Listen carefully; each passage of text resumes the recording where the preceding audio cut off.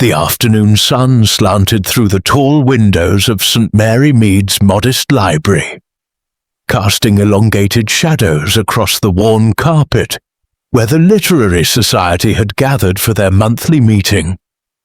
Miss Jane Marple sat in her customary chair near the fireplace, her knitting needles clicking with a rhythmic precision that belied the sharpness of her observations.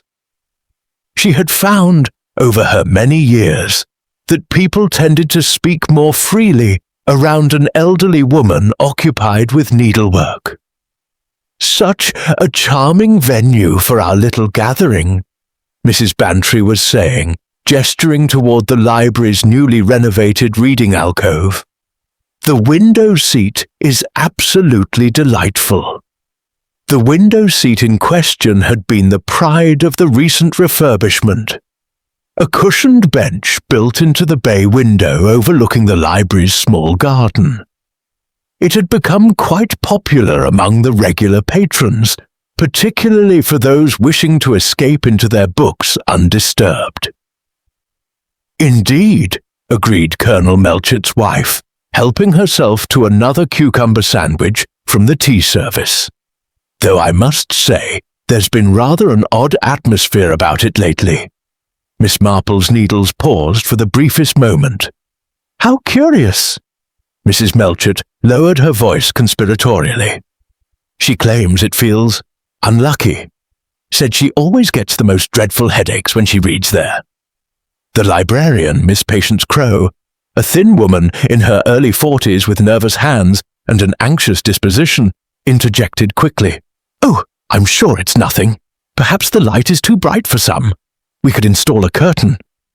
Her explanation was interrupted by a sharp cry from the alcove itself. Everyone turned to see Mrs. Dorothy Endicott, the Society's newest member, stumbling away from the window seat, her face drained of colour. She was a handsome woman in her late 30s, recently arrived in St. Mary Mead following what village gossip suggested was a rather acrimonious divorce. She gasped, There's something terrible." Miss Marple set down her knitting with quiet efficiency and moved toward the alcove with surprising speed for a woman of her years. Several others followed, curiosity overcoming decorum. What they found made even the unflappable Miss Marple draw a sharp breath. Slumped against the cushioned window seat, partially concealed by the heavy velvet curtain, was the body of Mr. Gerald Blackwood, a visiting antiquarian book dealer who had been cataloguing the library's recent donation of rare volumes. His eyes were open and unseeing, his face frozen in an expression of mild surprise.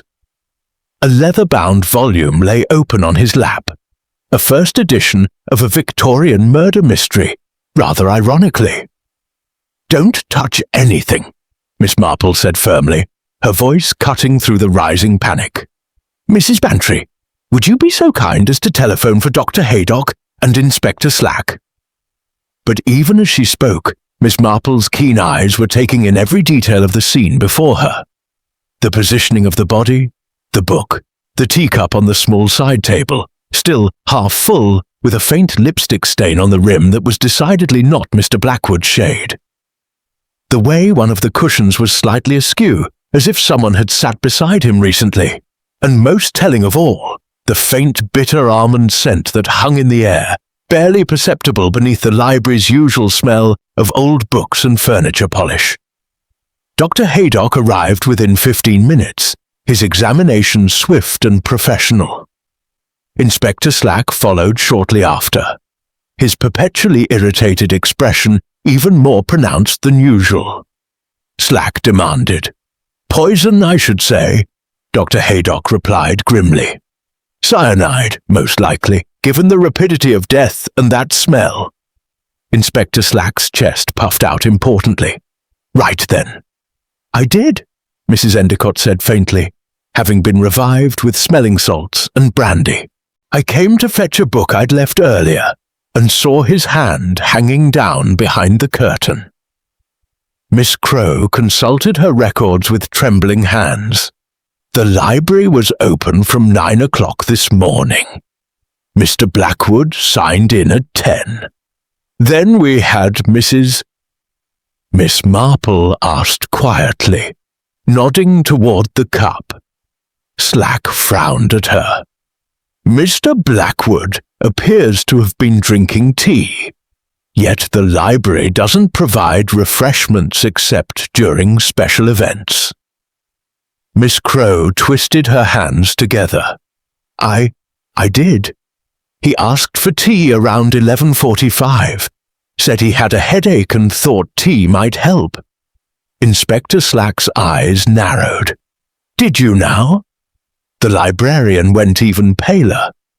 Nothing, just tea and a little sugar, as he requested.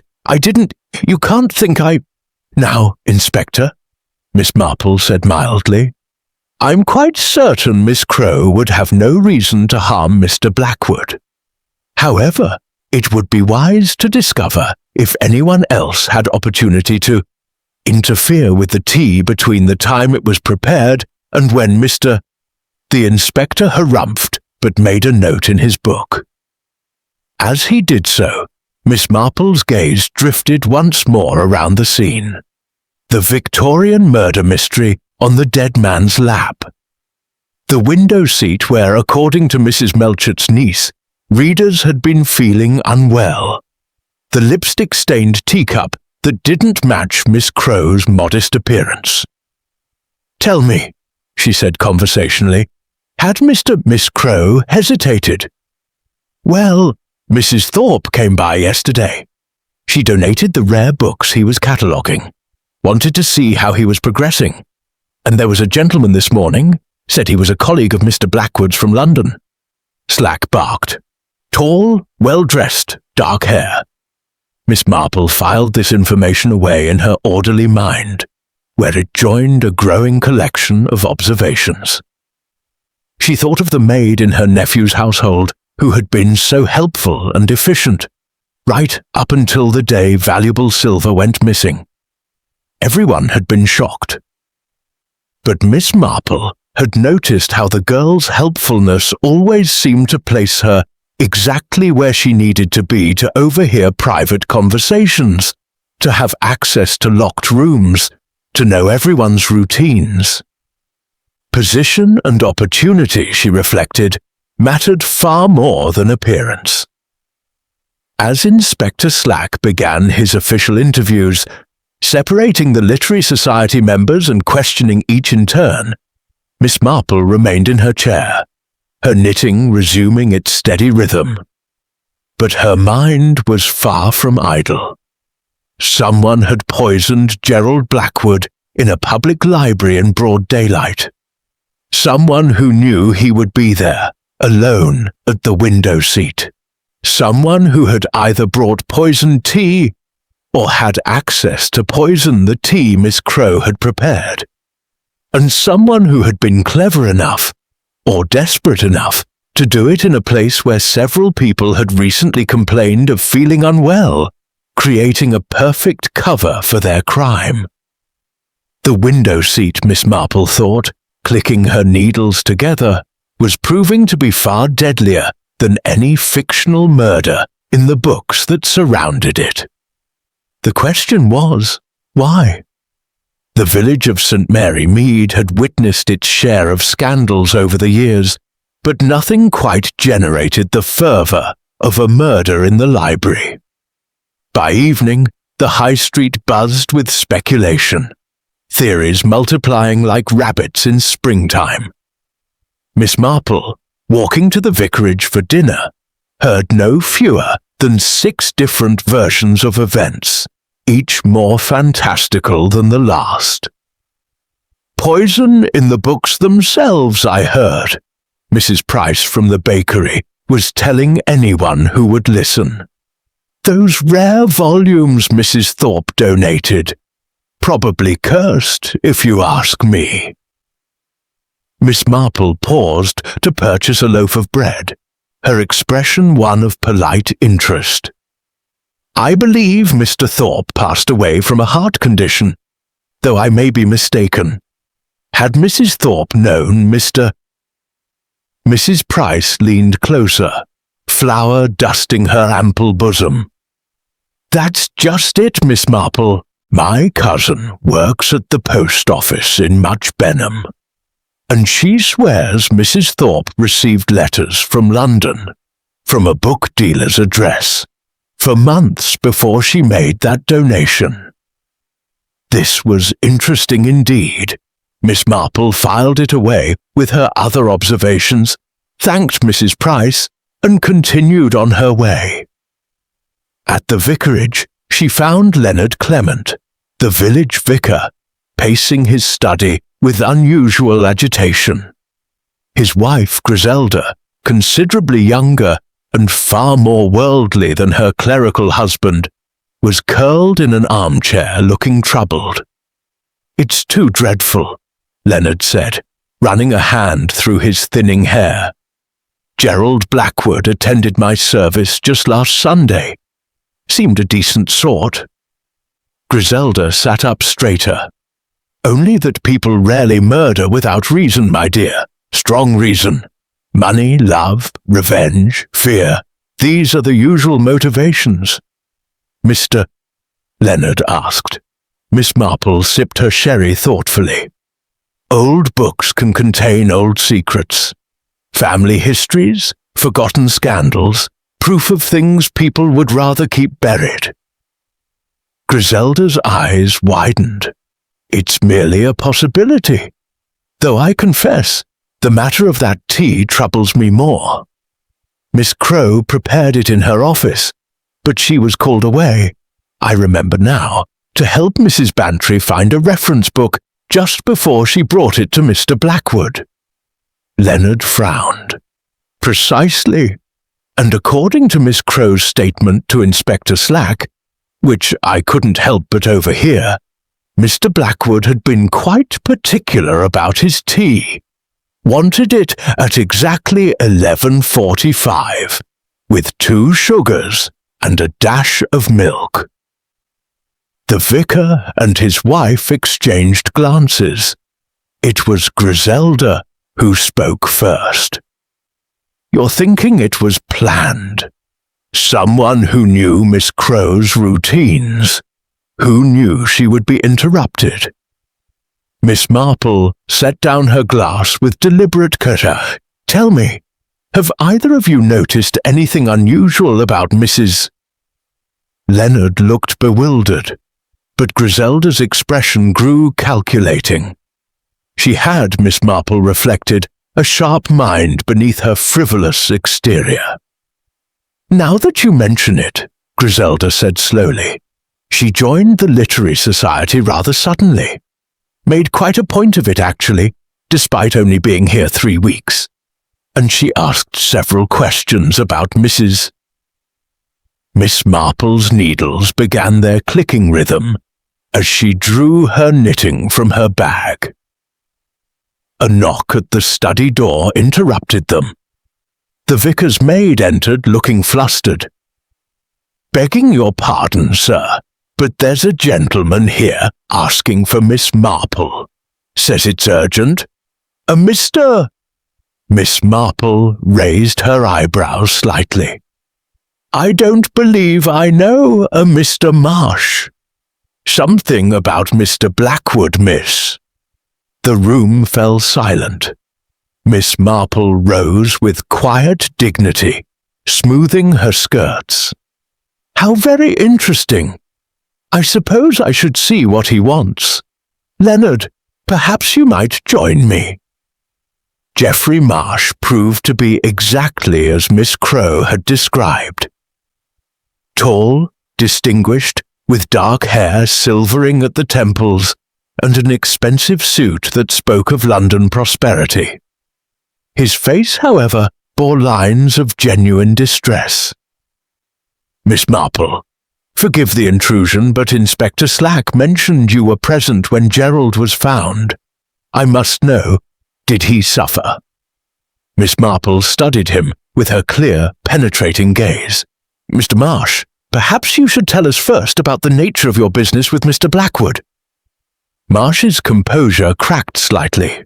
He sank into a chair, suddenly looking much older. We were partners in the antiquarian book trade.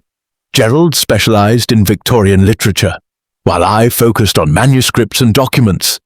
But lately he'd become Miss Marple suggested. Marsh's head snapped up. How did you— Yes.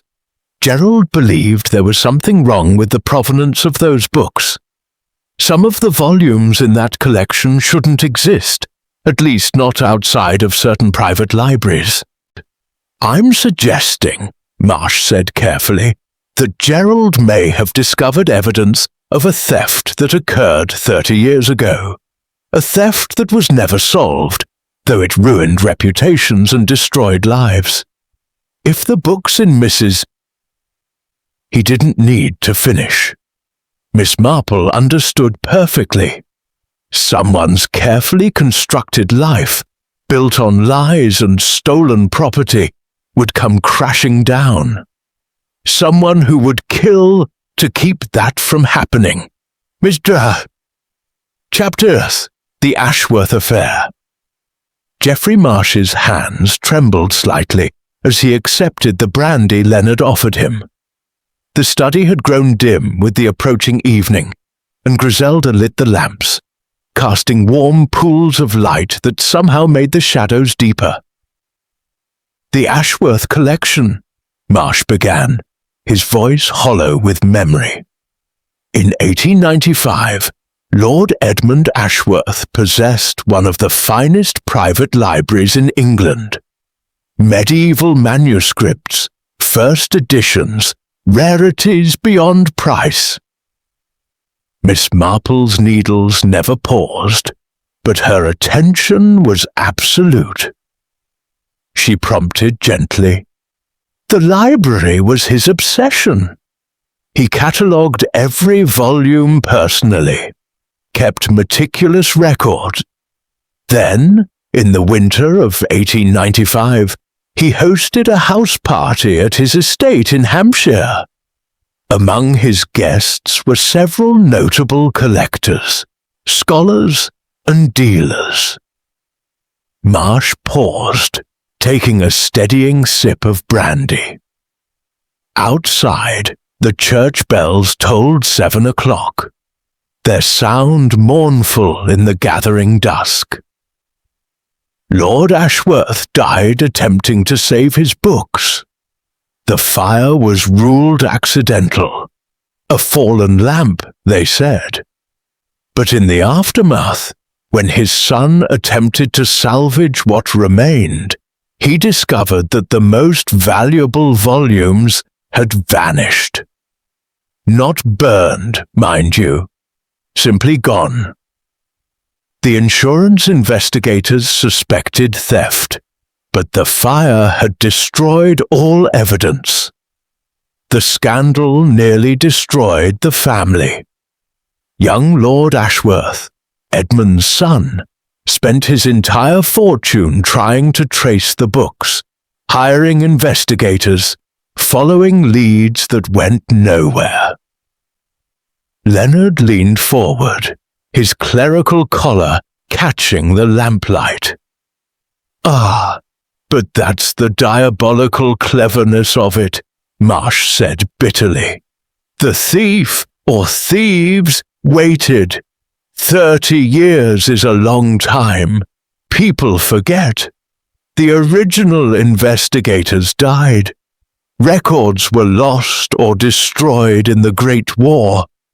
And books, unlike paintings, don't have signatures. Miss Marple set down her knitting, her expression thoughtful. But Mr. Gerald had been researching the Ashworth affair for years. It fascinated him. The perfect crime, he called it. He'd obtained copies of Lord Ashworth's original catalogue from the family solicitors. When Mrs. Thorpe approached the library about donating her late husband's collection, Gerald volunteered immediately to catalogue it. 3 books from the Ashworth collection, Miss Marple murmured, in the possession of Mrs. Thorpe. Marsh shook his head. Gerald was cautious. He wanted to examine the entire collection first, to understand the full scope. He telephoned me yesterday evening, quite excited. Griselda breathed. He wouldn't say over the telephone, only that it was concealed in one of the books, something the thief had hidden and forgotten, or perhaps never knew was there. Marsh's face crumpled. The room fell silent, except for the ticking of the mantel clock. Miss Marple picked up her knitting again, her fingers moving with mechanical precision while her mind raced. "Mr. Marsh," she said at length, "you visited Mr. Blackwood this morning." "No, I arrived at 10:30, but Gerald was agitated, distracted. He kept looking toward the library entrance as if expecting someone. He asked me to return at 3:00, said he needed to verify something first. I assumed he was meeting with Mrs. But Mrs. Thorpe didn't visit today," Miss Marple observed. "At least she didn't sign the visitor log." Leonard cleared his throat. "Miss Marple, are you suggesting that Mrs. Thorpe poisoned Mr. "I'm suggesting nothing yet, dear Leonard, though I must say it would explain certain things. The monthly letters from London that Mrs. Price mentioned. Perhaps Mr. Blackwood had been corresponding with Mrs. Thorpe for some time, preparing his case. She'd have every reason to silence him," Marsh finished grimly. "The Thorpe fortune, such as it is, must be built entirely on the sale of stolen books." But Miss Marple was frowning slightly, a small line appearing between her brows. It was an expression Griselda had learned to recognize.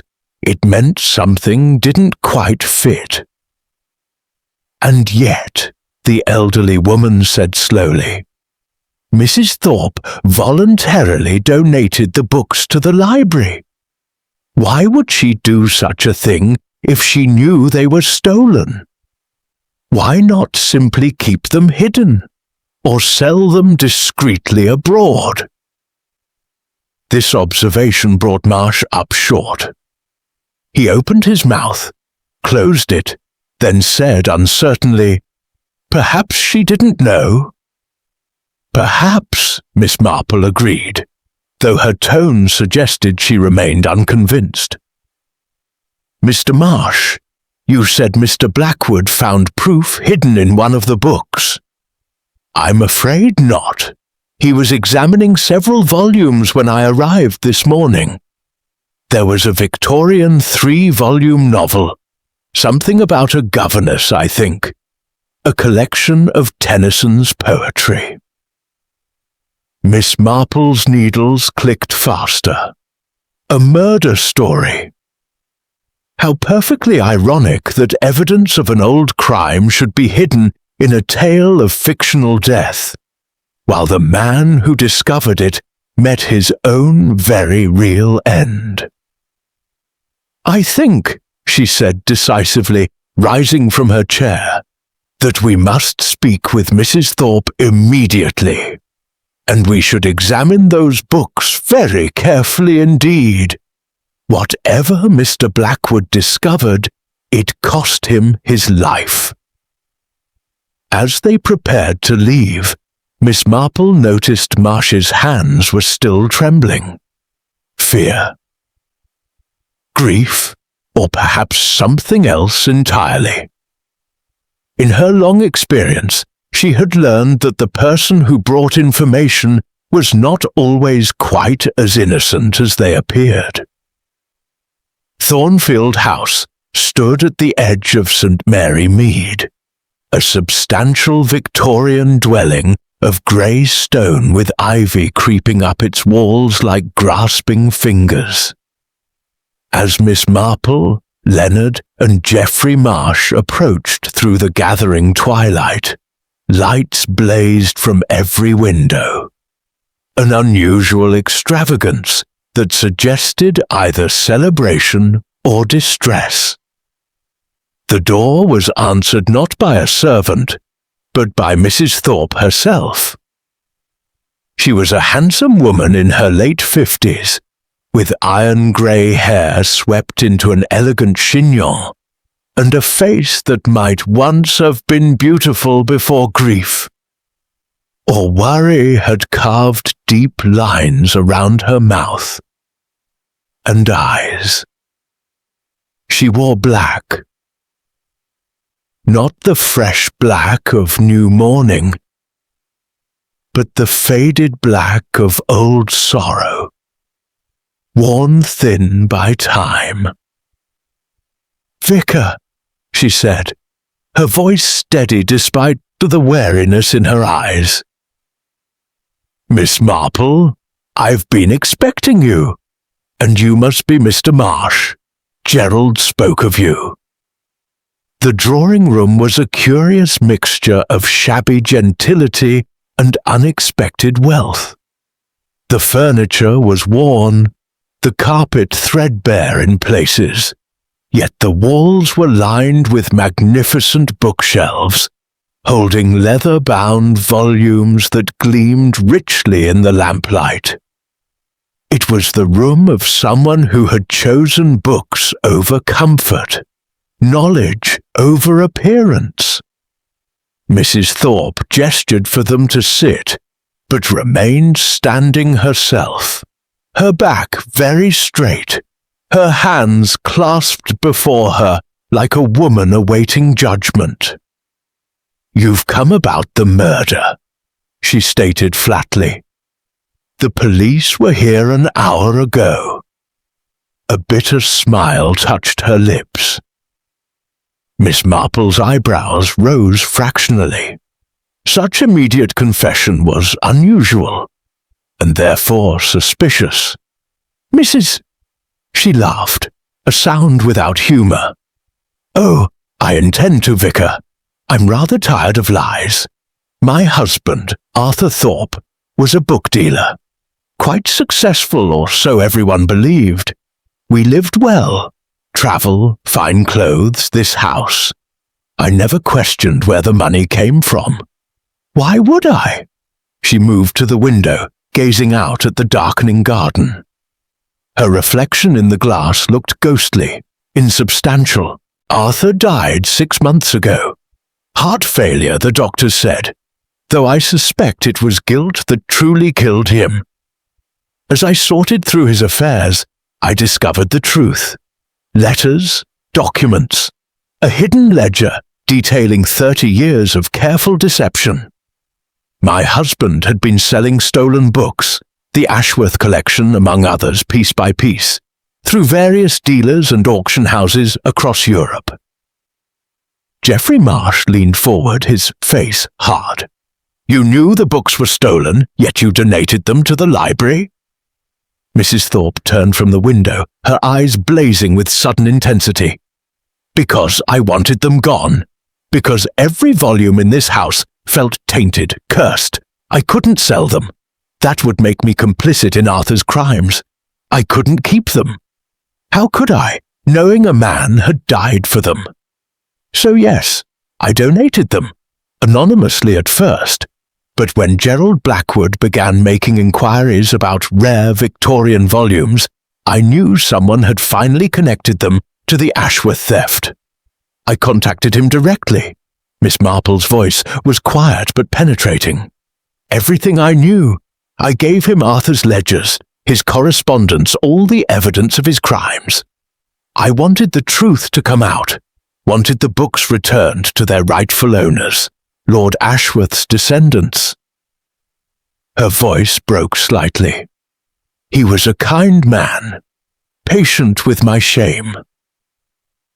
The logic was compelling, Miss Marple reflected, yet something still felt incomplete.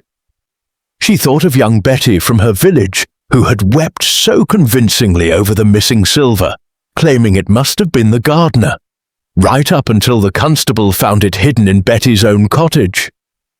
The most effective lies she had learned were those wrapped in truth. Mrs. Thorpe, she said carefully, Mr. Blackwood told Mr. Marsh that he'd found something hidden in one of the books. Proof of something beyond the theft itself. Mrs. Thorpe's face went very still. For a long moment, she didn't speak. When she did, her voice was barely above a whisper. I don't know what he found, but Arthur kept a journal. I found it after his death, locked in his safe.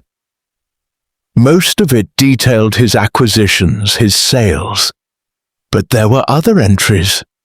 Fragmentary, guilty. He wrote about the fire at Ashworth House, about how it wasn't meant to happen that way. She closed her eyes. I think my husband may have been more than just a thief, Miss Marple. The word hung in the air like a physical presence. Leonard made a small sound of distress. Marsh had gone pale. Lord Ashworth, Miss Marple said slowly. The fire that killed him. I'm saying Arthur was there that night. He was one of the house party guests. I found his name in the newspaper accounts. And I'm saying that in his final months, as his heart failed and he faced his mortality, he wrote things that suggested the fire was set intentionally. To cover the theft, Mrs. Thorpe's voice had gone hollow. I married a monster, Miss Marple. Miss Marple studied the woman before her with the careful attention she might give to a particularly complex knitting pattern. Grief, certainly. Shame, absolutely. But was there also relief? The relief of confession, or the relief of someone who had successfully deflected suspicion. This journal, she said. I gave it to Gerald 3 days ago. Mrs. Thorpe's hand flew to her mouth. Oh God, he had it with him, didn't he? At the library. Then the murder wasn't just about silencing Mr. Blackwood, Marsh said grimly. Miss Marple rose, her mind working rapidly.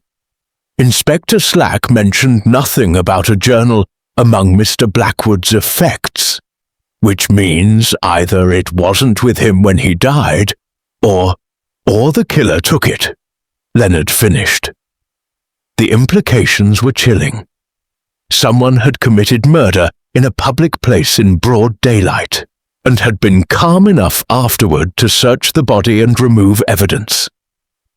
Someone very desperate indeed. The library stood dark and locked when they returned, its windows black against the night sky like sightless eyes. Inspector Slack, summoned by Leonard's urgent telephone call, arrived with characteristic irritation and a constable bearing a large ring of keys. This had better be important, Vicar, Slack grumbled, fumbling with the lock. I've already been through Blackwood's effects twice. Then perhaps, Miss Marple suggested mildly, someone removed it before you arrived. The body was discovered at approximately 2:30. You arrived at 3:15. Slack's mustache bristled. I'm suggesting that in the confusion following the discovery of a body, people's attention is naturally focused elsewhere. The library's interior smelled of old paper and the lingering chemical scent of fingerprint powder. The window seat had been cordoned off with rope, looking sinister in the beam of the constable's torch. Miss Marple moved toward it with deliberate steps, her sharp eyes scanning every surface. Miss Crowe, she said, addressing the librarian who had been summoned to open the building. When you discovered Mr. Blackwood this afternoon, where exactly was Mrs. The nervous woman wrung her hands, her face drawn with exhaustion. She was just here, by the alcove entrance, She'd pulled back the curtain and stepped away immediately when she saw him. Why, Mrs. Bantry and I helped her to a chair in the reading room. Miss Crow's brow furrowed. 10 minutes, perhaps, until Dr. Haydock arrived and took over her care. Miss Marple nodded thoughtfully. 10 minutes unaccounted for, with attention diverted to a distressed woman. Ample time for someone to search the body, provided they'd been present and waiting for exactly such an opportunity. Geoffrey Marsh had moved to the shelves where the Thorpe collection was stored, his fingers trailing across the spines with professional reverence, tinged with sorrow. These were the volumes Gerald was examining, he said, pulling down 3 books. The Tennyson, the 3-volume novel, and... Slack's voice sharpened. It was here this morning when I visited. Lurid thing, completely out of character with the rest of the collection. Miss Marple felt a small thrill of recognition. Mr. Marsh, you said Mr. Blackwood had found proof hidden in one of the books. What if it wasn't the journal itself, but something concealed within that particular volume? Leonard asked. Or perhaps something else entirely. A letter, a photograph, some small piece of evidence that combined with Mrs. She turned to Slack. Inspector, was Mr. Slack consulted his notebook with obvious reluctance. Victorian murder mystery. The mystery of the Yellow Room or some such. Miss Marple's tone was satisfied, as if a piece had clicked into place. Because someone took it. Mrs. Endicott's name hung unspoken in the air. The woman who'd discovered the body. The newcomer who'd asked pointed questions about Mrs. Thorpe. The woman who'd been alone with the corpse, however briefly. We need to speak with Mrs. Endicott immediately, Marsh said urgently. But Slack was already shaking his head.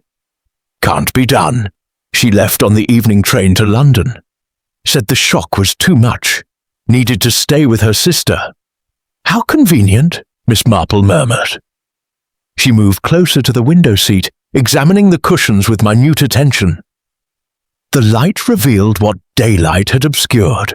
A small stain on the cushion's edge, barely visible against the dark velvet. Miss Marple produced a clean handkerchief and dabbed at it gently, then sniffed. Tea, she announced. Someone spilled tea here. But Mr. She straightened, her expression grave. I believe someone sat beside Mr. Blackwood shortly before he died. Someone who brought their own cup of tea, or appeared to. Miss Crow gasped. But that means the lipstick on the cup. It wasn't his, we all assumed, but what if it was the killer's? What if a woman sat with him, conversing pleasantly, while the poison took effect? Miss Marple finished. Yes, cyanide acts quickly, but not instantaneously. There would have been a few minutes of normal conversation before the symptoms began. Time enough for the killer to express concern, to suggest Mr. Blackwood rest on the window seat, to arrange him comfortably while actually searching his pockets for the journal and the penny dreadful. Mrs. Endicott, Slack said flatly. But Miss Marple was frowning again, that small line between her brows deepening. Perhaps. And yet something troubles me. Mrs. Endicott arrived in St. Mary Mead only 3 weeks ago, yet Arthur Thorpe died 6 months past. If she's connected to the Ashworth affair, why wait so long? Maybe she only recently learned about the books, Leonard suggested. If she's connected to the Ashworth family, a descendant perhaps, seeking justice, or seeking something else, Marsh interjected quietly. The Ashworth collection was worth a fortune, even in 1895. In today's market, properly authenticated and sold to the right collectors, we're talking about hundreds of thousands of pounds. Perhaps Mrs. Endicott isn't seeking justice at all. Miss Marple considered this, her fingers absently pleating her handkerchief. In her mind, she was sorting through the pieces like a jigsaw puzzle, looking for the edges that would frame the picture. A stolen collection, a decades-old murder, a journal confessing guilt, a penny dreadful concealing proof, a woman asking questions, a man poisoned in plain sight, a missing book, and underneath it all, the window seat where readers had complained of headaches and unease. Almost as if they'd been exposed to something toxic. Almost as if someone had been practicing. "Inspector," she said suddenly, "those complaints about the window seat, Mrs. Melchett mentioned her niece refused to sit there." Slack flipped through his notes. Miss Crowe first reported concerns about 3 weeks ago. 3 weeks! The same time Mrs. Endicott had arrived in the village. Miss Marple's eyes gleamed with sudden, terrible understanding. "I believe," she said slowly, "that someone has been experimenting with poison. Testing doses, perhaps. Perfecting their method. The question was, had they achieved their goal, or was Gerald Blackwood merely the first victim? Morning brought a cold rain that drummed against Miss Marple's cottage windows, blurring the world beyond into watercolour greys and greens. She sat at her breakfast table, untouched toast growing cold beside her teacup, her mind far from the comfortable domesticity of her kitchen. Dr. Haydock arrived at 8:30, shaking rain from his coat and accepting coffee with visible gratitude. His usually jovial face was drawn with concern. "You were right," he said without preamble, settling into the chair across from her. "I examined those window seat cushions thoroughly last night. Found traces of potassium cyanide embedded in the fabric. Not enough to kill, but certainly enough to cause nausea, headaches, disorientation. Testing," Miss Marple murmured, "observing the effects." She paused, her expression troubled, "which suggests a methodical mind." "It also suggests medical or chemical knowledge," Haydock added grimly. "Cyanide isn't something one simply picks up at the chemist's." Miss Marple rose and moved to her writing desk, retrieving a small notebook where she'd been recording observations. "Dr. Haydock, when you examined the body yesterday, you mentioned the teacup had lipstick on its rim. Dark red, almost burgundy. And Mrs. Endicott?" Haydock's brow furrowed. "Now that you mention it, I don't recall seeing her wear much makeup at all. Quite natural in her appearance." Before Miss Marple could answer, her maid announced another visitor. Mrs. Bantry swept in, her usually cheerful face tight with agitation, rain-spotted and breathless. "Jane, thank heavens you're here. I've just had the most extraordinary conversation with young Timothy Baker. You know, runs errands for the elderly folk." She paused to catch her breath.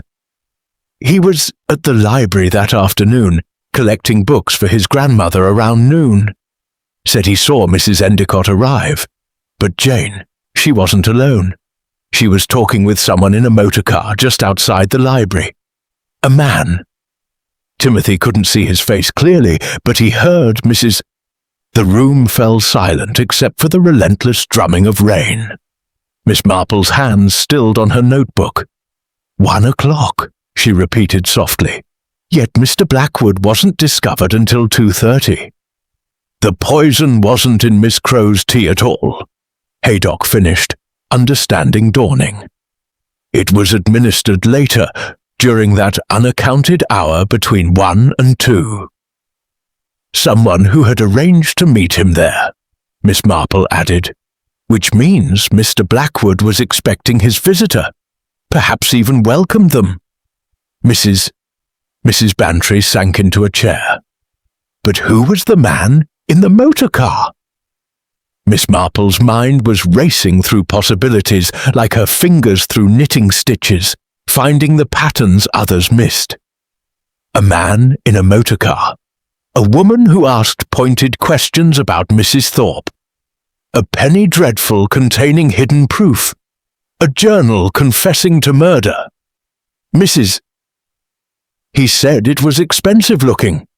Dark green with chrome fittings. Rather flash for St. Dr. Haydock set down his coffee cup with a sharp clink. Geoffrey Marsh drives a dark green Bentley. The implication hung heavy in the air. Geoffrey Marsh, Gerald Blackwood's business partner and supposed friend.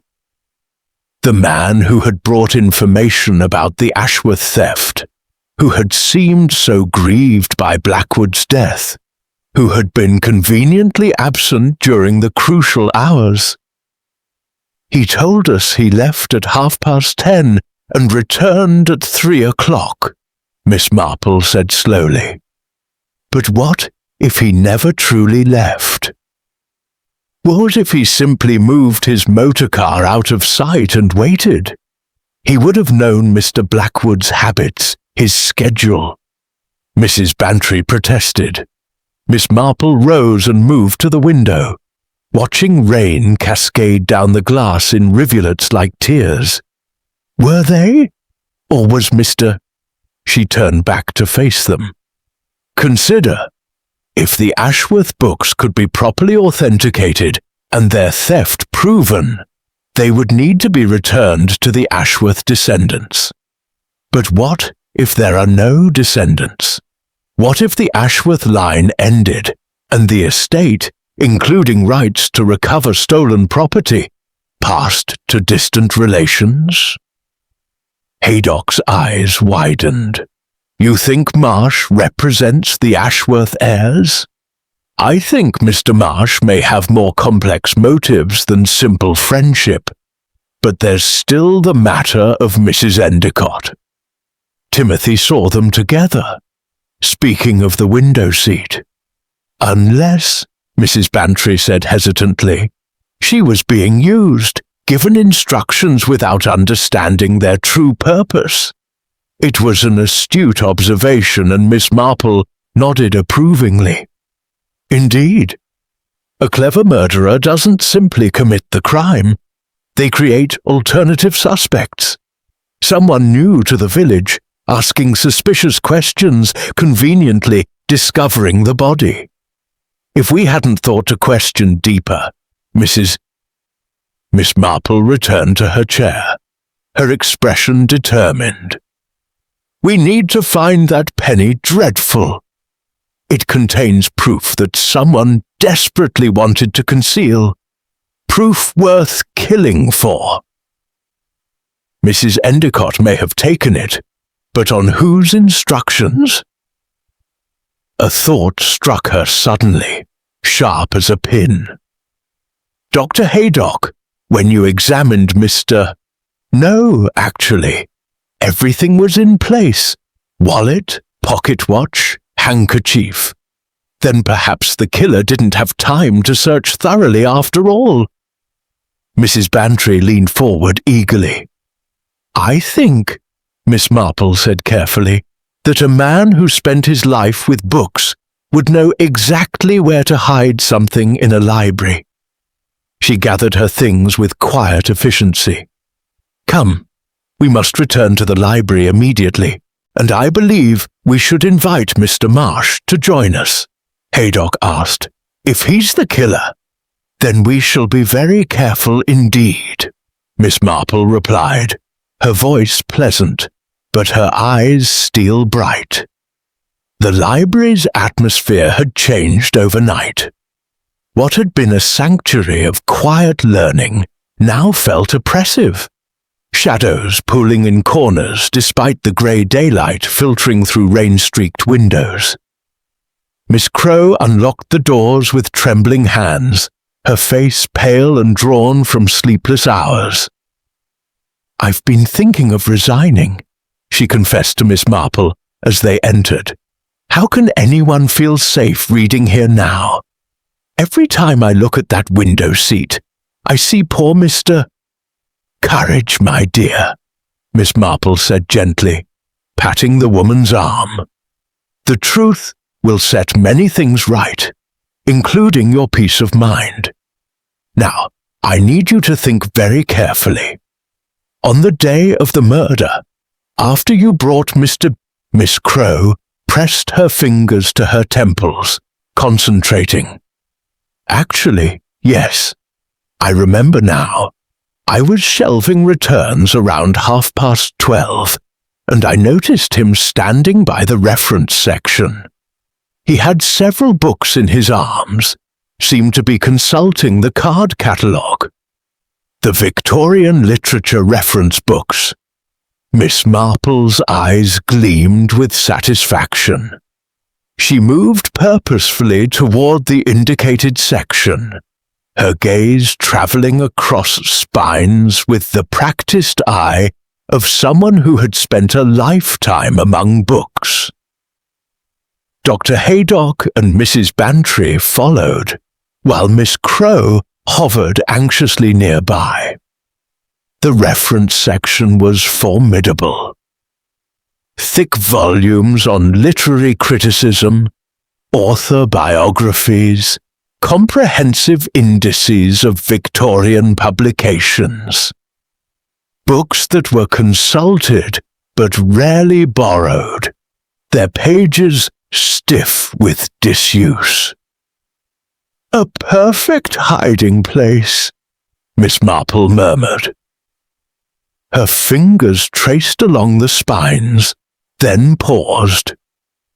Mrs. Positioned on the second step, Miss Marple reached toward a gap in the upper shelf, a space where dust outlined the absence of a volume. She stretched, her fingers finding purchase on something wedged behind the remaining books. With careful maneuvering, she extracted a slim, lurid covered volume. The Whitechapel Murders, she read aloud, holding the penny dreadful, almost reverently. Mr. The library door opened with a sharp bang, admitting Geoffrey Marsh. His expensive coat was soaked, his hair dishevelled, and his eyes held a feverish intensity that made Dr. Haydock instinctively position himself between the man and Miss Marple. You found it, Marsh breathed, staring at the book in her hands. Thank God. Indeed, Miss Marple agreed pleasantly, descending the step-stool with care. Though I must confess, Mr. Marsh, I'm curious about something. You said you left the library at 10:30 yesterday, yet young Timothy Baker reports seeing your motor car outside at noon. Marsh's face cycled through several expressions before settling on weary resignation. He moved to a nearby chair and sat heavily, suddenly looking much older than his years. I lied, he said simply. Not about wanting justice for Gerald, but about my movements that day. I did leave at 10:30, but I returned at noon. I'd been thinking about something Gerald said, about proof hidden in a book. I realized he must have meant it literally, that whatever Arthur Thorpe had concealed was physically inside one of the volumes. I saw him at the window seat speaking with a woman. Dark hair, elegant clothes, not someone I recognized. They seemed to be having an intense conversation. His voice cracked. But then I saw people running, heard the commotion. This woman, Miss Marple said carefully. Marsh closed his eyes, remembering. Tall, perhaps late 40s. Expensive clothing, but not showy. Dark burgundy lipstick, very distinctive. She carried a large handbag and wore gloves despite the warm day. Gloves, Dr. Haydock said sharply. To avoid leaving fingerprints on the teacup. Mrs. Bantry frowned. But that doesn't sound like Mrs. Endicott at all. Miss Marple was examining the penny dreadful, carefully turning its brittle pages. No, because Mrs. Endicott was a distraction. A red herring, as they say in detective stories. Someone who could be seen, remembered, and ultimately blamed. The real killer was someone else entirely. Her fingers stopped on a page near the middle of the book. Tucked into the spine, so carefully that it might have been part of the binding, were several folded sheets of paper covered in cramped handwriting. She extracted them gently, unfolding them on a nearby table. Arthur Thorpe's journal entries, she said, scanning the pages rapidly. But there's something else here. She held it up, a faded image from decades past, showing a group of people in Victorian evening dress. The Ashworth House party, I presume. Gerald must have found this in Mrs. Marsh stood and moved closer, studying the photograph intently. That's Lord Ashworth in the centre, and the young man beside him would be his son. Miss Marple pointed to a woman standing slightly apart from the group, her face beautiful but cold, her eyes holding the camera with peculiar intensity. Constance, Miss Crowe gasped suddenly. That's Mrs. Endicott's first name. I saw it on her library application. But Miss Marple was shaking her head slowly, her expression grave. I think you'll find that Constance is a family name. This woman would be perhaps 80 years old now, if she still lives. But she might have a daughter, or a granddaughter. She turned to face them all, the pieces finally assembled in her orderly mind. The woman Mr. Marsh saw wasn't Mrs. Endicott. It was someone older, more sophisticated, someone who had been planning this for a very long time. Mrs. Bantry demanded. Miss Marple's gaze moved to Miss Crowe, who had gone very still, her nervous hands suddenly motionless. The librarian's face was carefully blank, but her eyes held the trapped, desperate look of a cornered animal. I believe, Miss Marple said softly, that Miss Crowe can tell us. Can't you, Miss Patience Crowe? The silence that followed was absolute, broken only by the rain's endless percussion against the windows and the small, choked sound that escaped from the librarian's throat. Miss Crowe's transformation was remarkable. The nervous, anxious woman seemed to fold in upon herself, then straighten with a dignity that had been carefully hidden beneath years of practiced timidity. When she spoke, her voice carried a different quality, harder, more refined, edged with generations of breeding. She asked, meeting Miss Marple's gaze directly for the first time.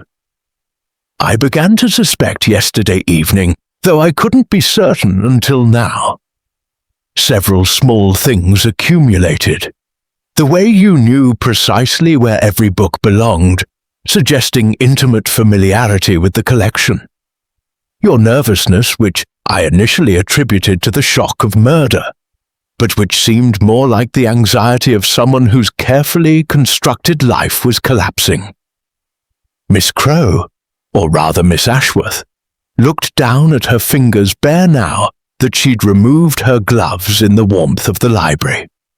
The hands were elegant despite their roughness, with long aristocratic fingers marked by years of manual labor. My grandmother's hands, she said quietly. Everyone said I inherited them. Geoffrey Marsh had gone very pale. You're Lord Edmund Ashworth's great-granddaughter. But the family line was supposed to have ended. My grandfather, Edmund's only son, died without legitimate heirs. But he had a daughter born out of wedlock, hidden away to avoid scandal. My mother. She inherited nothing. No title, no estate, no recognition. Her voice was bitter as old coffee. My grandmother Constance was Lord Ashworth's ward. She loved him, worshipped him, but he saw her only as a child. Miss Marple settled into a chair, her knitting emerging from her bag as if by magic. The rhythmic clicking seemed to calm the charged atmosphere. He courted her, made promises, convinced her that Lord Ashworth was standing between them and happiness. Miss Ashworth's face twisted. He used her to learn the library's layout, the locations of the most valuable books, which rooms had easy access to the gardens, and when he set the fire to cover his theft, he told her it was an accident. But she knew better, Mrs. Bantry said softly. She spent her entire life knowing that the man who'd claimed to love her was a murderer and a thief. Knowing that she'd helped him, however, unwittingly, she married someone else, my grandfather on my mother's side, and tried to forget. But the guilt consumed her. On her deathbed, she told my mother everything. Dr. Haydock leaned against a bookshelf, his expression troubled. So when I recognized several volumes immediately. Books I'd seen described in my great-great-grandfather's catalogue, which my mother had preserved. I knew they were stolen, knew what they represented. Her laugh was harsh. Then Gerald Blackwood arrived, this earnest book dealer, with his questions and his theories. But he found the photograph, Miss Marple said, and the journal entries. He discovered that Constance Ashworth had been present that night, that she disappeared shortly after Lord Ashworth's death. Miss Ashworth's composure cracked slightly. He confronted me 3 days ago, so gentle, so understanding. Said he knew it wasn't my fault, that I'd carried a burden no one should bear. He wanted to help me, can you imagine? Tears spilled down her cheeks. But he didn't understand. If the truth came out, my grandmother would be remembered not as a tragic girl, but as an accomplice to murder. My family name, already destroyed, would be dragged through every newspaper in England. So you killed him, Marsh said, his voice hollow with horror and pity. I planned it carefully. The cyanide was easy enough to obtain. I'd worked in a photography studio before coming here, knew how to extract it from developing solutions. I tested it on the window seat cushions, small doses to ensure I understood its effects. And yesterday I asked Gerald to meet me there at 1 o'clock. Her voice had gone mechanical, reciting facts without emotion. I prepared 2 cups of tea in my office, 1 poisoned, 1 clean. I wore my mother's old clothes, her dark wig, her burgundy lipstick, became the ghost of Constance. If anyone saw me, they'd remember a stranger, not the familiar librarian. I sat with Gerald, spoke of the past, watched him drink. When the poison took effect, I arranged him on the window seat, took the journal and the photograph. So you enlisted Mrs. Endicott, Miss Marple said. Miss Ashworth nodded miserably. She'd been asking questions about Mrs. Thorpe, seemed interested in the collection. I told her I suspected something suspicious about Mr. Blackwood's death, asked her to discover the body, while I established an alibi elsewhere. And the journal? The photograph you took from Mr. burned last night in my cottage fireplace. She looked up, her face ravaged by anguish. I thought I was protecting my family's honor. Instead, I've destroyed what little remained of it. Gerald was innocent. He wanted justice, not vengeance. The confession hung in the air like smoke. Outside, the rain had stopped, and weak sunlight struggled through dispersing clouds, illuminating the library with pale, apologetic light. Dr. Haydock moved toward the telephone. Miss Ashworth didn't resist, didn't flee. She simply stood with the defeated posture of someone who had carried a crushing weight for too long, and was almost relieved to set it down, regardless of the cost. Miss Marple watched her with something akin to sadness in her keen eyes, thinking of all the ways pride and shame could poison lives across generations, turning victims into villains and noble intentions into terrible crimes. Inspector Slack arrived with his customary bluster, but even he seemed subdued by the gravity of Miss Ashworth's confession. As the constable led the librarian away, her head held high despite the handcuffs, a heavy silence settled over those who remained. "I should have seen it sooner," Geoffrey Marsh said, his voice rough with self-recrimination. He stood at the window, watching the police motorcar disappear down the high street. Gerald mentioned that Miss Crowe seemed unusually interested in his work, always hovering nearby. One cannot blame oneself for failing to suspect a woman who had perfected the art of invisibility, Miss Marple said gently. Miss Ashworth spent years ensuring that no one truly looked at her. Mrs. Bantry shook her head sadly. To carry such a burden for so long, her grandmother's guilt becoming her own. Tragic, yes, Dr. Haydock agreed, but not excusable. Gerald Blackwood was an innocent man trying to do right by everyone involved. Miss Marple's fingers worked steadily at her knitting, the familiar motion a counterpoint to her racing thoughts. Something still troubled her, a loose thread in the otherwise complete tapestry of the case. She thought of the motor car Timothy Baker had seen, the conversation he'd overheard. "Mr. Marsh," she said suddenly, "when you observed Miss Ashworth, disguised as an older woman, speaking with Mr. Blackwood at the window seat, did you see her arrive?" Marsh turned from the window, his brow furrowed. "No, actually. I was parked on the side street, and I would have noticed another vehicle." He paused, understanding dawning. Or she was already inside the library, but Timothy said he saw Mrs. "My motor car," Marsh said slowly, "but I wasn't speaking with Mrs. Endicott." The pieces shifted in Miss Marple's mind, forming a new and more troubling pattern. "Dr. Haydock, when you examined Mr. Blackwood's body, you found traces of cyanide, but you also mentioned the tea Miss Crowe provided at 11:45. The cup on the side table?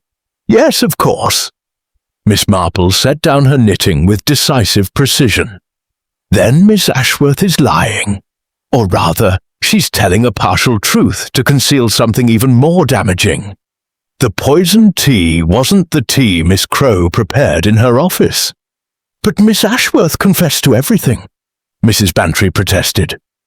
"She described what she believed happened, based on her own guilty conscience and desperate need to protect her grandmother's memory. But I don't think Miss Ashworth is a murderer, despite her confession." The door opened, admitting a figure that made everyone turn in surprise. Mrs. Endicott stood on the threshold, her face pale but determined, her usually modest appearance transformed by anxiety into something almost fierce. "I couldn't leave," she said breathlessly. "I was at the station when I heard the news about Miss Crowe's arrest. But it's wrong. She couldn't have done it." Inspector Slack, who had returned to secure the crime scene, stepped forward with barely contained irritation. "Mrs. Endicott, you were supposed to be in London." "I never left." She moved into the library, her hands twisting together. "Miss Crowe asked me to discover Mr. Blackwood's body. Said she suspected something terrible had happened and needed a witness who wasn't emotionally involved. But she was with me in the reading room from 1:15 until I found the body at 2:30. We were discussing book donations for the autumn fete." Slack's mustache bristled. then her confession is false? Because, Miss Marple said quietly, someone convinced her that she had. Someone who knew about her grandmother's secret, who knew about the hidden photograph and journal. She turned to Mrs. Endicott. You said a man in a motor car gave you instructions about the window seat. Mrs. Endicott's face scrunched with concentration. I only saw him briefly through the window. Well-dressed, distinguished-looking, he called to me from the motor car, said he was Miss Crow's cousin visiting from London, that she'd asked him to relay a message about checking on Mr. Blackwood at the window seat. Miss Marple pressed. Just before, yes. Then I went inside and found Miss Crow in her office. Geoffrey Marsh had gone very still. I'm suggesting that the real murderer is someone we haven't properly considered. Someone with access to Miss Crow's personal history. Someone who knew about the Ashworth connection and used it to create the perfect scapegoat. Someone who knew Mr. Blackwood's schedule and habits intimately. She picked up the penny dreadful again, examining it with fresh eyes. The journal pages Gerald Blackwood had hidden there contained Arthur Thorpe's confession, yes, but they also contained something else. A name that until now had seemed insignificant. Mrs. Bantry blinked in surprise. Why, oh dear, it was Mrs. Thorpe. She said the library would be more appropriate, given that Gerald was working there. Her face paled. Miss Marple, you don't think— I think, Miss Marple interrupted, rising to her feet with uncharacteristic abruptness, that we must speak with Mrs. Thorpe immediately, and I think we should bring the journal pages with us. But Mrs. Thorpe wanted the books returned, Marsh protested. Miss Marple's eyes were hard as flint. Or so she would have us believe. Tell me, Mr. Marsh, in all your dealings with rare books, have you ever encountered a thief who kept detailed records of their crimes? Who preserved evidence that could destroy them? Understanding crashed over Marsh's features like a cold wave. You're saying the journal was planted, that Mrs. I'm saying, Miss Marple replied, already moving toward the door, that we have all been performing in a play written by someone far more clever and ruthless than poor Miss Ashworth could ever be.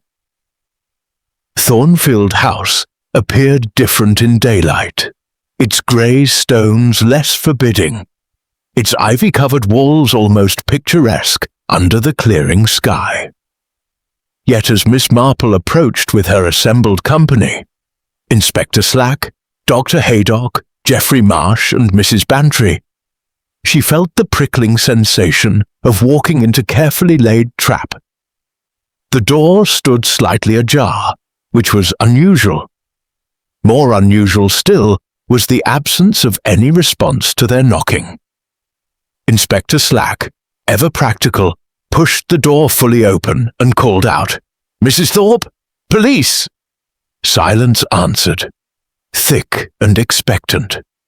They entered the hallway, their footsteps echoing on marble floors. The house smelled of old books and something else, something chemical and sharp that made Dr. Haydock's nostrils flare with recognition. "Careful," he warned. They found her in the library, seated in a high-backed chair surrounded by her husband's books like a queen on a throne of stolen knowledge. Mrs. Thorpe looked smaller than she had 2 nights before, diminished somehow, though her spine remained straight and her gaze steady. On the table beside her sat a teacup, its contents untouched, and a sheet of paper covered in elegant handwriting.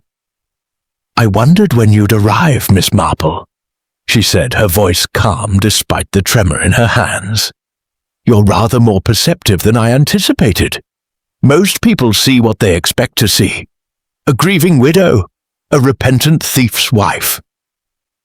Miss Marple moved closer, her keen eyes taking in every detail. The teacup positioned just so, theatrical in its significance. The letter, a confession no doubt, carefully crafted. The woman herself, dressed in her faded black, playing her final role. "You never intended to return the books," Miss Marple said quietly. "The donation, the apparent cooperation with Mrs. Thorpe smiled, a terrible expression that held no warmth. "Arthur always said I should have been an actress.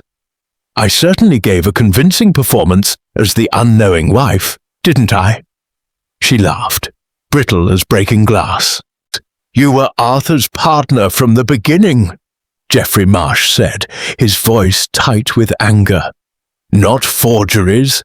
Arthur did keep a journal, but I edited it carefully after his death, removing any reference to my involvement, adding enough guilt-stricken confession to make it convincing.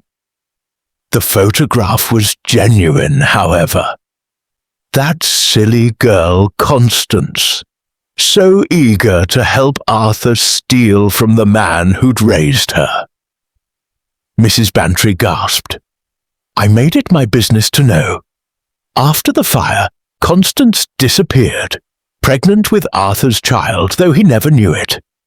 I tracked her over the years, watched her granddaughter grow up under an assumed name, working her dreary little job in that dreary little library.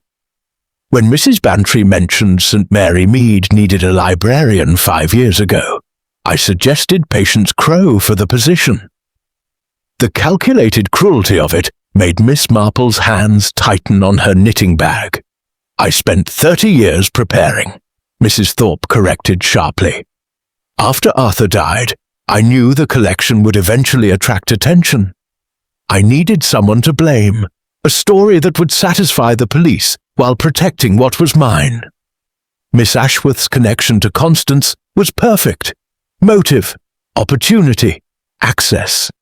When Gerald Blackwood began his investigation," Marsh said hoarsely, "when Mr. Blackwood became inconveniently persistent, he was too good at his job, you see. He found things even Arthur hadn't known about. Provenance marks, previous owners' inscriptions. He would have traced the books definitively to Ashworth House, and my carefully constructed story about Arthur acting alone would have crumbled." Inspector Slack had been taking notes furiously. "You poisoned him, dressed in Miss Ashworth's mother's clothes, made yourself look like an older woman." "Hardly difficult at my age," Mrs. Thorpe interjected dryly. "A different wig, darker lipstick, clothes from the charity shop. I became a stranger in plain sight.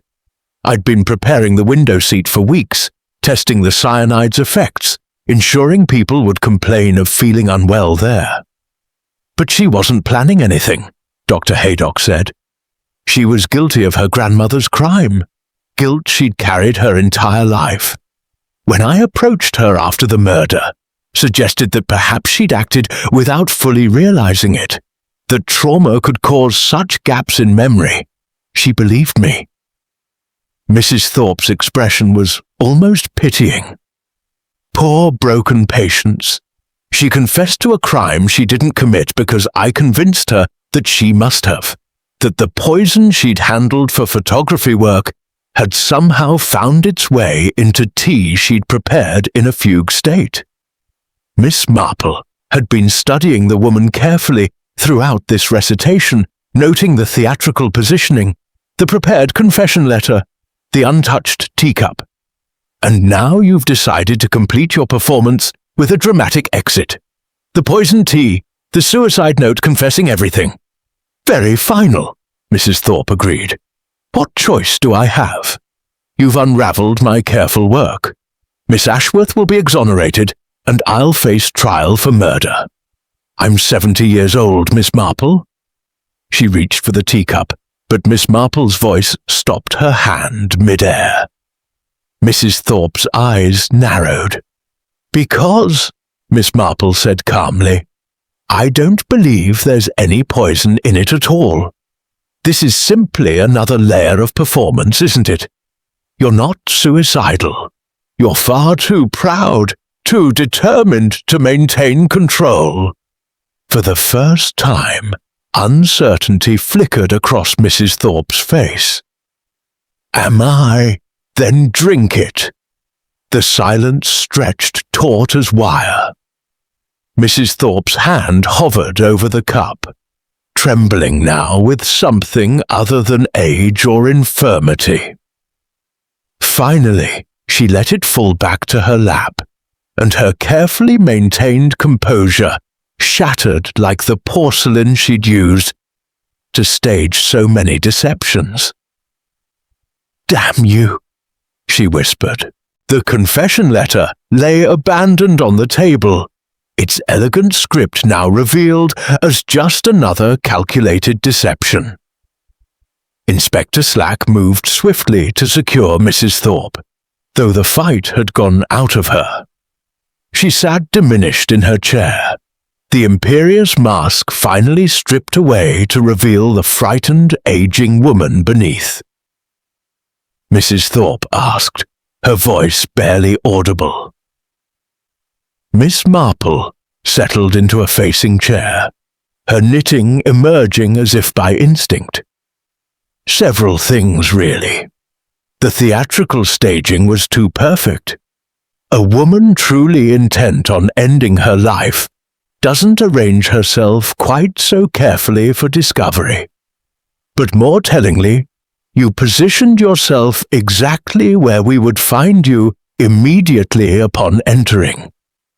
A genuine suicide would risk the poison taking effect before help could arrive to witness your final confession. You wanted an audience, Mrs. Thorpe.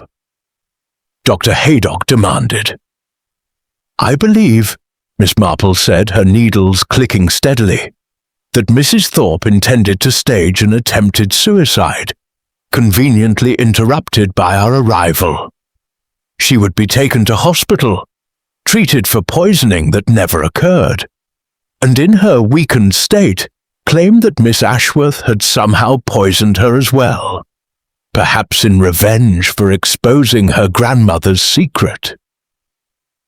Geoffrey Marsh stared at Mrs. Thorpe with something approaching awe. The complexity of it.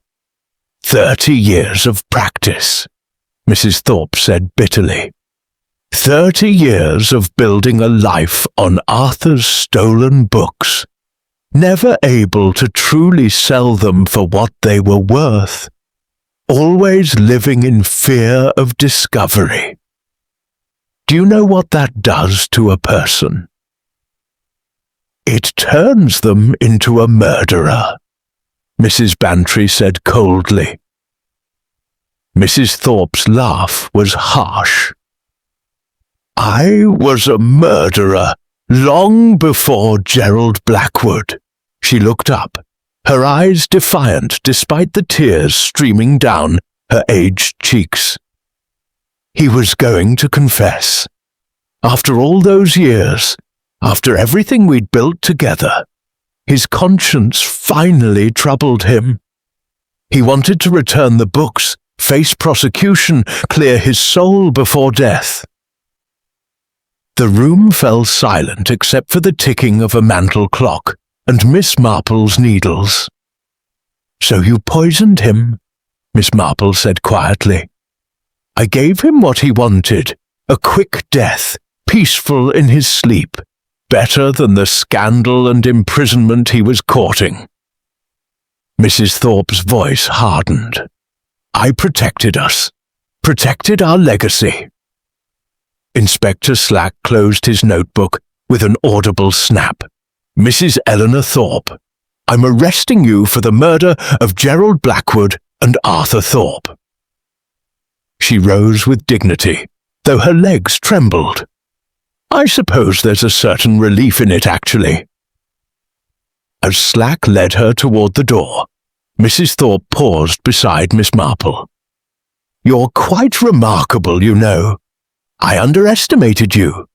Saw only an elderly village spinster with her knitting. People rarely do, Miss Marple replied with a slight smile.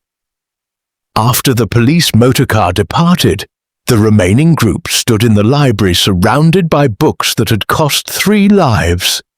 Lord Ashworth's In the Flames of 1895, and Gerald Blackwood's and Arthur Thorpe's In the Toxic Aftermath. Geoffrey Marsh moved among the shelves, his fingers trailing across spines with reverent sorrow. These should be returned to the Ashworth estate, he said. Or what remains of it? Mrs. Bantry asked.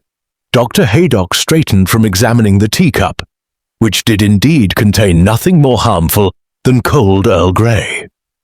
She'll be released, certainly. Her confession was coerced through psychological manipulation. But she'll carry the weight of it nonetheless, Miss Marple observed, folding her knitting into her bag. The knowledge that her grandmother's actions set this tragedy in motion, that Mrs. Thorpe used that guilt as a weapon. They emerged into afternoon sunshine that seemed almost inappropriately cheerful, given the darkness they'd just confronted. The village was returning to its normal rhythms. Shopkeepers sweeping their doorsteps, children playing in the square, life continuing as it always did after tragedy had passed through. I still don't quite understand how you pieced it all together, Marsh said as they walked toward the high street. Miss Marple smiled, pausing to admire Mrs. Price's window display of fresh bread. Human nature, Mr. Marsh, follows predictable patterns if one observes carefully enough. Mrs. Thorpe's performance was masterful, but it contained small inconsistencies. The careful staging, the convenient timing, the way she controlled every revelation. Mrs. Thorpe claimed to want them returned, yet she'd kept them for 30 years after Arthur's death. 6 months is hardly sufficient time for a guilty conscience to suddenly awaken, particularly in someone who'd already committed one murder to protect her secret.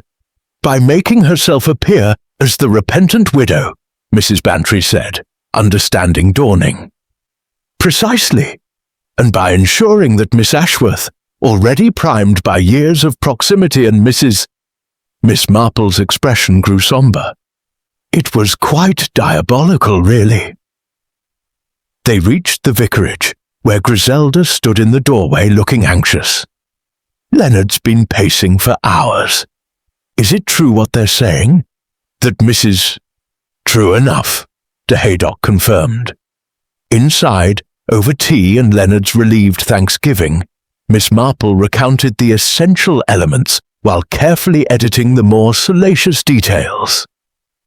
As she spoke, her mind was already filing away the lessons of this case, the dangers of inherited guilt, the lengths people would go to protect false legacies, the way murderers often created elaborate performances to distract from simple, brutal truths. Griselda asked.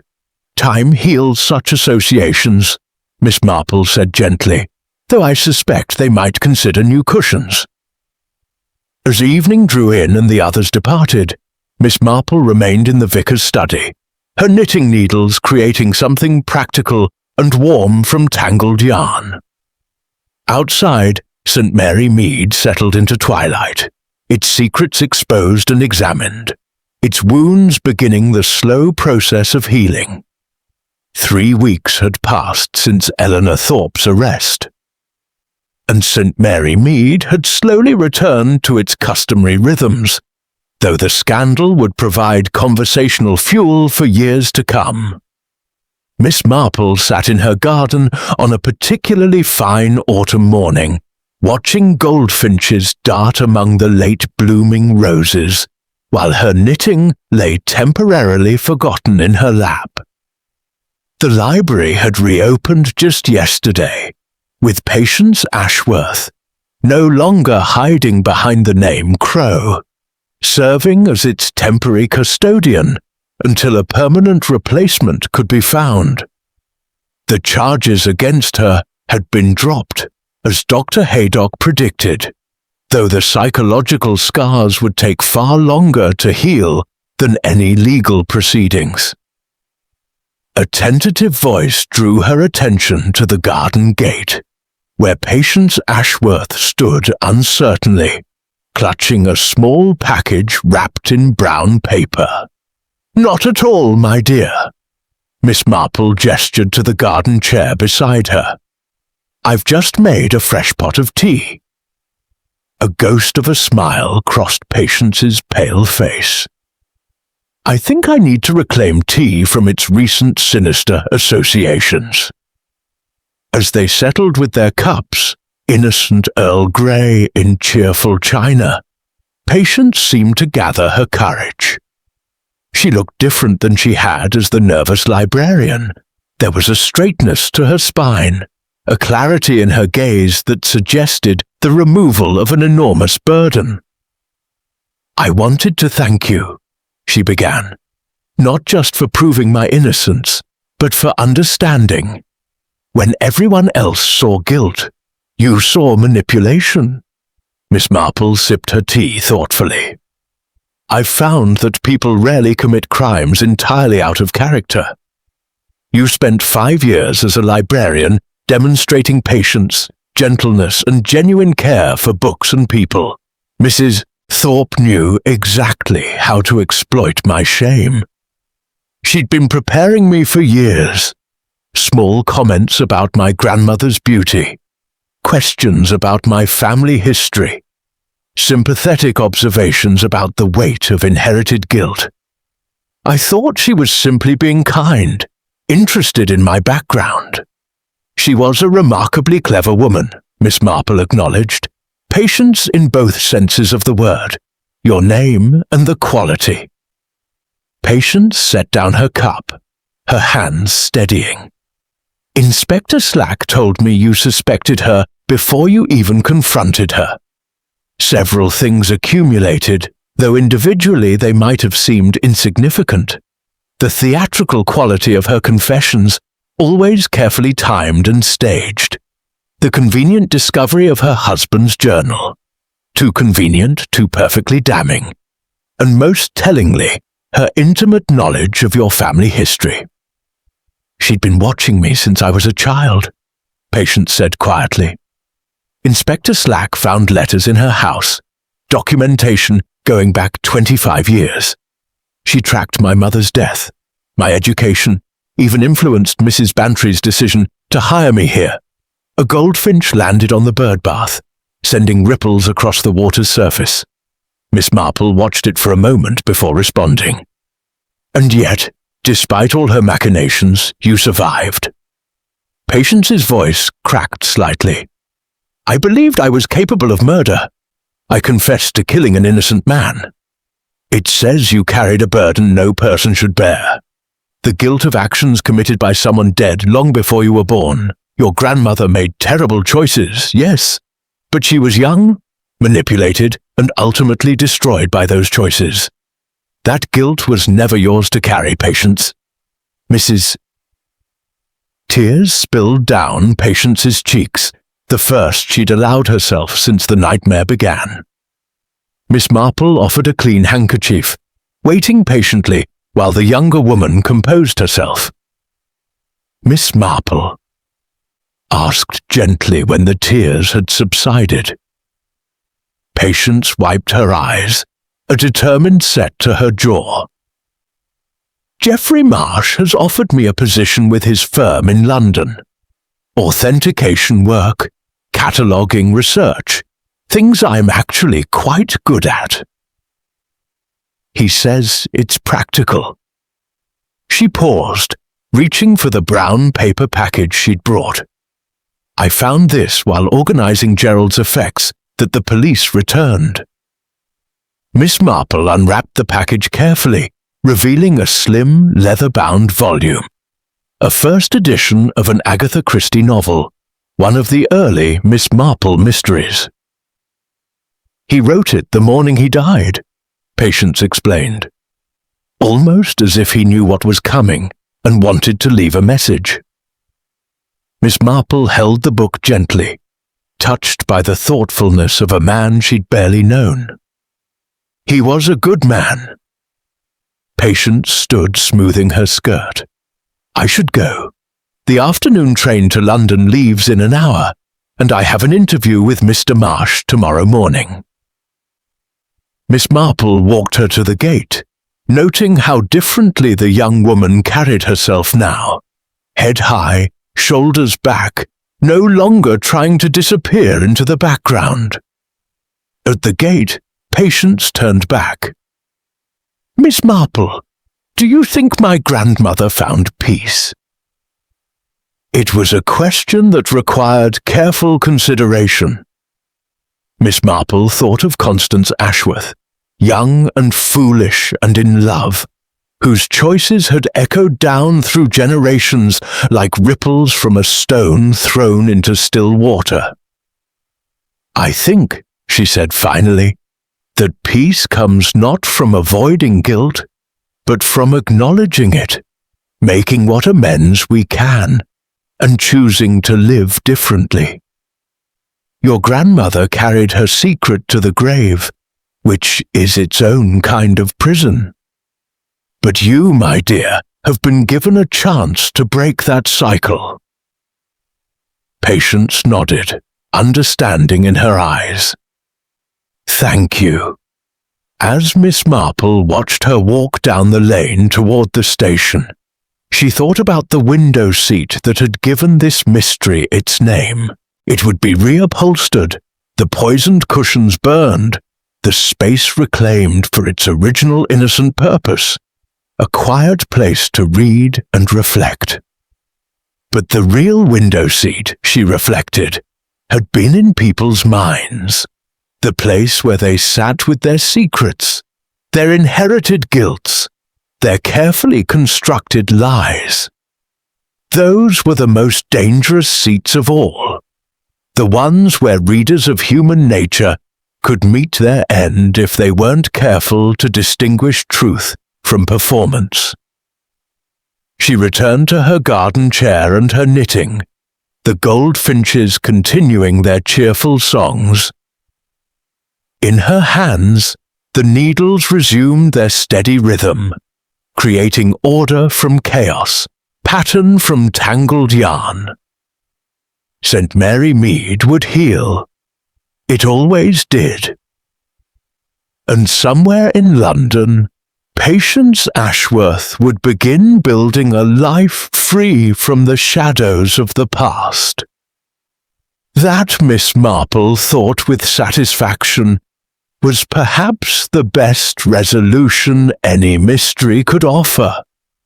Not just justice for the dead, but hope for the living.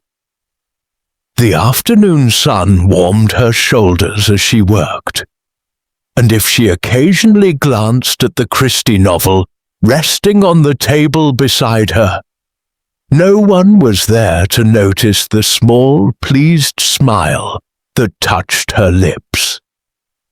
Some mysteries, after all, were solved not with magnifying glasses and fingerprint powder, but with careful observation of human nature and the understanding that guilt, inherited or earned, could be the most dangerous poison of all.